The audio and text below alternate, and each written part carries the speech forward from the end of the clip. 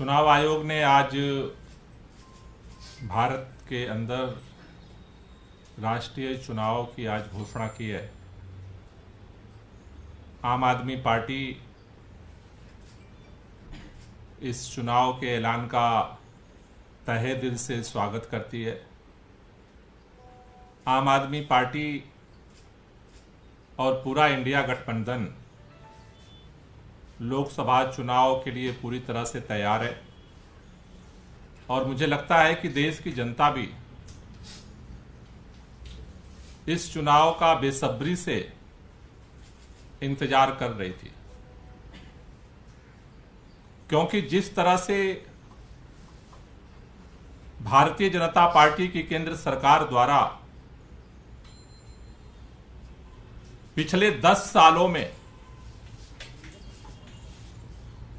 सरकार के बहुमत के अहंकार में जिस तरह से भारतीय संविधान की धज्जियां उड़ाई गई, जिस तरह से भारतीय लोकतंत्र को कुचलने की कोशिश की गई, जिस तरह से देश की जनता के जनादेश को धता बताते हुए या तो पैसे के दम पर लोगों को खरीदा गया, ईडी सीबीआई के दम पर लोगों को तोड़ा गया, या तो हमारी पार्टी में आ जाओ नहीं तो हम जेल पहुंचा देंगे। जिस तरह से सर्वोच्च न्यायालय के संविधान पीठ तक के फैसले की धज्जियां उड़ा दी गई, फैसले को पलट दिया गया। जिस तरह से चंडीगढ़ के अंदर हमने देखा कि सरेआम वोट की चोरी करके चुनाव जीतने की कोशिश की गई भारतीय जनता पार्टी के द्वारा, और अभी खास तौर से जिस तरह से इलेक्टोरल बॉन्ड का घोटाला सामने आया है कि किस तरह से एक एक कंपनियों को टारगेट करके ईडी और सीबीआई की छापेमारी करके आईटी की रेड डाल करके किस तरह से एक नए तरह का आधुनिक घोटाला जिस तरह से वसूली की गई, आज उसका चिट्ठा भी काला चिट्ठा देश के सामने आ चुका है। लेकिन देश किसानों के ऊपर काले कानून थोपे गए, किसान सड़क पर आए, उनसे वादा किया गया कि हम एमएसपी की गारंटी कानून लेकर आएंगे। सड़क पर आए किसान तो किले बिछा दी गई, उनके पास कोई रास्ता नहीं है, लाठियां खानी पड़ी, गोलियां खानी पड़ी, मौत का शिकार होना पड़ा। छात्रों ने आवाज उठाई, कुचल दिया गया, उनके ऊपर लाठियां चली, मुकदमे चले, देशद्रोही घोषित हो गए। मजदूरों के कानून पलट दिए, सीमित कर दिए, अधिकार छीन लिए गए। इन 10 सालों में मजदूरों ने आंदोलन किया, छटनी हो गई, बेरोजगार दर दर भटकने लगे। और सबसे बड़ी बात कि इस देश का नौजवान अब तक के इतिहास में सबसे ज्यादा बेरोजगारी की मार को झेल रहा है, और जब भी वो सड़क पर आया उसे धमकाया गया, उसे डराया गया, उसके ऊपर लाठियां चलाई गई। यानी कि 10 साल में जिस तरह से अघोषित तानाशाही और भ्रष्टाचार का नंगा नाच इलेक्टोरल बॉन्ड के माध्यम से किया गया है, ये इलेक्शन आज के घोषणा के बाद अब जनता का दिन शुरू होता है। 7 चरण में चुनाव आयोग ने चुनाव कराने की घोषणा की है।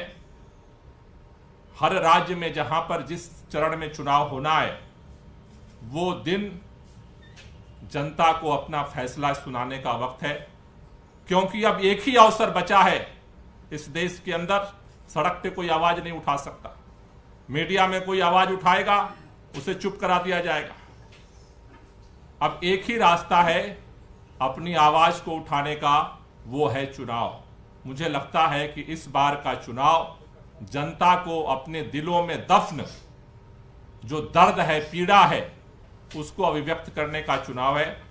आम आदमी पार्टी इंडिया गठबंधन के साथ मिलकर के पूरी ताकत के साथ हम चुनाव लड़ेंगे और हमें भरोसा है कि जो 10 सालों में इस देश को दर्द झेलना पड़ा है और मुंह से आह निकलने पर भी पाबंदी है, मुझे लगता है कि ये चुनाव एक अवसर देगा भारत के संविधान की जीत के लिए, भारत के लोकतंत्र की जीत के लिए, भारत में ये जो आधुनिक भ्रष्टाचार का माया जाल है उसे खत्म करने के लिए मुझे लगता है कि अवसर है और इस अवसर का हम स्वागत करते हैं।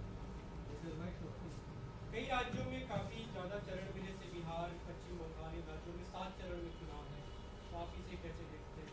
दिल्ली और हरियाणा में, पंजाब में 1 चरण में चुनाव है। मेरे ख्याल से हर साल अपने प्रशासनिक दृष्टि से, प्रबंधन की दृष्टि से चुनाव आयोग इस तरह के चरण में विभक्त करता है। मुझे लगता है कि खास तौर से मैक्सिमम अगर 3 चरण में होते हैं तो वहाँ के राज्य की मशीनरी को लोगों के लिए भी आसानी होती है, लेकिन अगर 7-7 चरण में उन्होंने डिवाइड किया है तो कुछ लोकल परिस्थिति को देख के किया होगा।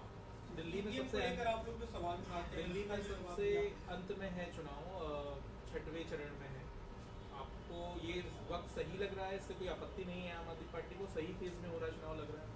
हम मेरे ख्याल से हम तो तैयार हैं, वो तीसरा ने कराते तीसरे के लिए हम तैयार हैं, उन्होंने 6ठे का दिया, हम 6ठे के लिए तैयार हैं, हमारी तरफ से तैयार है। दिल्ली में आप गठबंधन में है, अभी कांग्रेस ने अपने कैंडिडेट नहीं उतारे हैं, चुनाव की तारीखों का ऐलान हो गया है।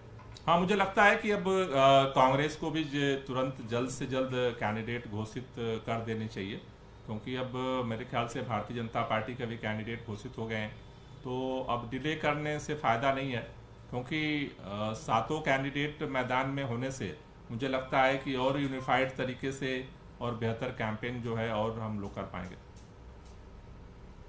आप लोग अपना बाकी राज्यों में कैंपेन कब से शुरू कर रहे हैं? कब से अरविंद केजरीवाल खासतौर पे कब से अन्य राज्यों में जाएंगे जहाँ आप चुनाव लड़ रहे हैं? मेरे ख्याल से कैंपेन तो हम जहाँ लड़ रहे हैं प्रमुखता से दिल्ली के अंदर हम कैंपेन अपना लॉन्च कर चुके हैं, पंजाब के अंदर कर चुके, हरियाणा के अंदर कर चुके, गुजरात के अंदर कर चुके, तो कैंपेन तो हमारा लॉन्च हो चुका है। अब चूंकि तारीखों का ऐलान हो चुका है तो चरणबद्ध तरीके से हम चुनाव के अपने अपने कार्यक्रम का डिजाइन करेंगे और उसी हिसाब से अरविंद केजरीवाल जी की भी सभाएं, रैलियां, रोड शो अलग अलग जगहों पे किए जाएंगे।